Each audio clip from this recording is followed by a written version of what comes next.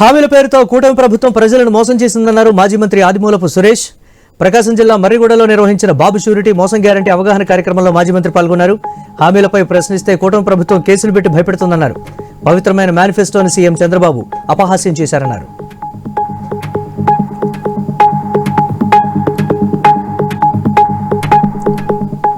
కూటమి ప్రభుత్వం చేస్తున్న మోసాన్ని ప్రజల్లోకి తీసుకెళ్తున్నామని మాజీ ఎమ్మెల్యే కాటసాని రామిరెడ్డి అన్నారు.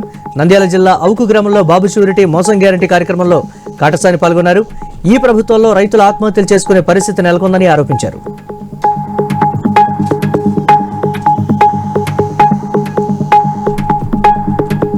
నిజామాబాద్ జిల్లా కమ్మర్పల్లిలో దారి దోపిడీ కేసును పోలీసులు ఛేదించారు. నిందితుల నుంచి 3,45,000తో పాటు కత్తి, మొబైల్ ఫోన్లను స్వాధీనం చేసుకున్నారు.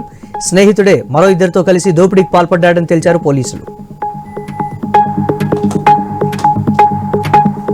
మెదక్ జిల్లాలో రోడ్డు ప్రమాదం జరిగింది. ప్రమాదంలో 7 కూలీలకు తీవ్ర గాయాలయ్యాయి. బ్యాటరీ ఆటో చెట్టుకు ఢీకొట్టడంతో మంటలు చెలరేగి పూర్తిగా కాలిపోయింది. ఘటనా స్థలానికి చేరుకున్న ఫైర్ సిబ్బంది మంటలను అదుపు చేశారు. ప్రాణ నష్టం జరగకపోవడంతో కూలీలు ఊపిరి పీల్చుకున్నారు.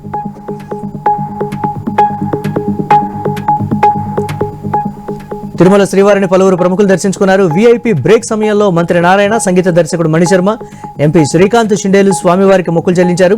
దర్శనానంతరం ఆలయ రంగనాయకుల మండపంలో వేద పండితులు ఆశీర్వచనం అందించగా ఆలయ అధికారులు తీర్థప్రసాదాలు అందించి పట్టు వస్త్రంతో సత్కరించారు.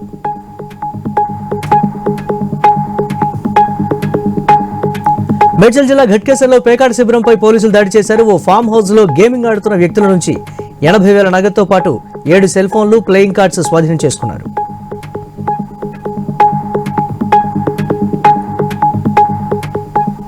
కేంద్ర మార్గదర్శకాల ప్రకారం 150 కోట్లతో శాశ్వత ప్రాతిపదికన కరువు నివారణ సహాయక చర్యలు చేపట్టామన్నారు మంత్రి తుమ్మల.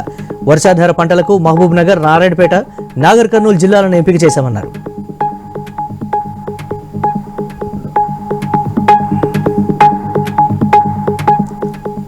ఎమ్మెల్యే రామారావు పటేల్ పై అనవసరపు విమర్శలు చేస్తే ఊరుకునేది లేదన్నారు లక్ష్మారెడ్డి. నిర్మల్ జిల్లాకు నిధులు ఇవ్వకుంటే మంత్రుల సమక్షంలో నిరాహార దీక్ష చేస్తామన్నారు. భిక్షాటన చేసి ఆలయం కడతానంటే తప్పుపడుతున్నారని చెప్పారు.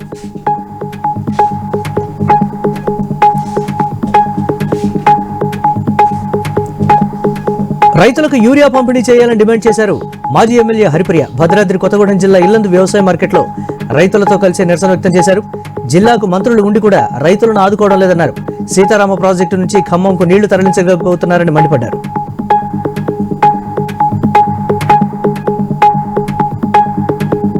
జోగులాంబ గద్వాల్ జిల్లా అలంపూర్లో బోనాల పండుగ ఘనంగా జరిగింది. అక్షర పాఠశాల ప్రధానోపాధ్యాయుడు ఆధ్వర్యంలో అడ్వాన్స్ గా బోనాల పండుగ నిర్వహించారు.